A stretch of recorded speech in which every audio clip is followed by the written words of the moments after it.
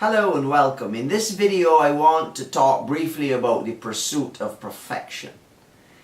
I have a rather meticulous disposition, and as a young man I seldom made mistakes, and I worked very hard to make sure that I wouldn't make mistakes, and I checked all my facts before opening my mouth or writing anything so as to avoid making mistakes.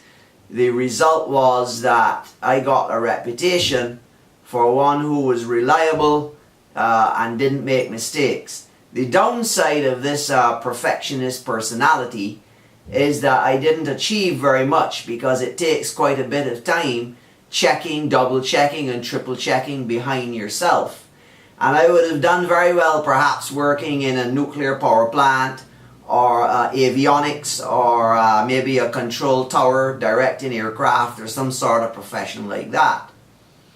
As I've gotten older in life and I became a teacher down at the university after years in electronics engineering, I continued for a while in the same vein, but as I've gotten older, mistakes have crept in.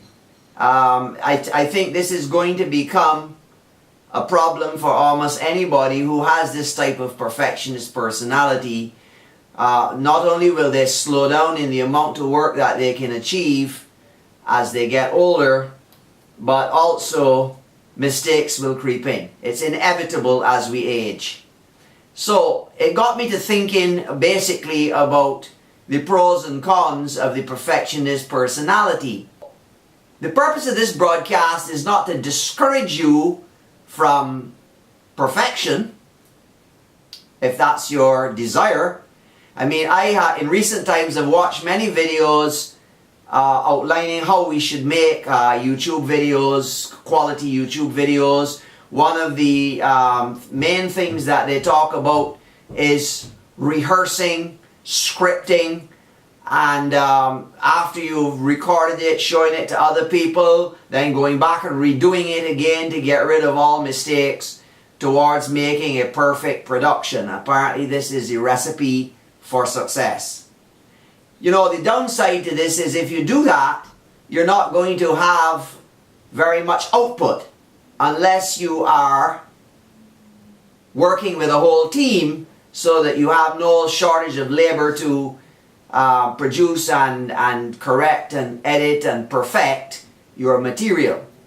So I don't view YouTube like Hollywood, and you know, if I worked hard to make one video perfect, I certainly have no intention of doing that for every video, because I spend a great deal of time trying to make my educational videos helpful to students, meaningful and correct.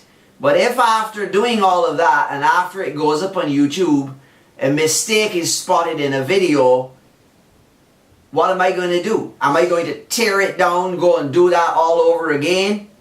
No, we keep going. We just keep producing, producing and producing, because even if we made 0 mistakes in any video that we put up, we still would have a hard time getting all the information that we want out there for the general public to consume. Okay, it's all about helping people. Whether I'm helping students with their understanding of the technology, whether I'm helping other musicians with the understanding of the equipment, or whether I'm just teaching the public generally about life. There's so much more to do that I can't go back and redo. If a mistake is brought to my attention, or if I see it for myself, a comment will be published below the video, or I can edit the description. Unfortunately, YouTube currently does not allow us to annotate, or I could put it right into the video without having to remake it. But in any case, if you're using my channel for educational purposes, these little errors are not going to bother you in any great degree. And if you see something there that's incorrect, please bring it to my attention, and I will post a comment, or you can post a comment yourself at the bottom of the video, so that other users and viewers will be edified. This is not uncommon in textbooks. I have discovered all kinds of errors. Every new edition of a textbook corrects errors from the past. Every new edition of a software takes out errors that were in there.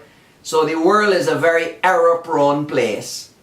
Now, to keep it short, I want to leave you with the message of God on this topic and what David discovered for himself in the Psalms.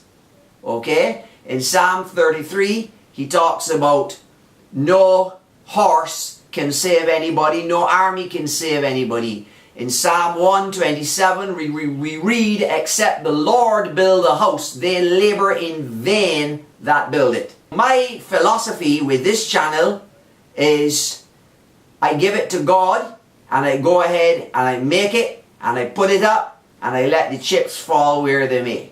So enjoy my work, benefit from my work, and please, if you see errors or flaws, bring them to my attention so that I may publish a correction. I welcome peer reviews. And if you're using this at a novice student level so that you're not going to know if I made a mistake or not, please read any comments that may be under the video or in the description, because this is the only way I will be able to communicate with you if there are any mistakes have been discovered in my work.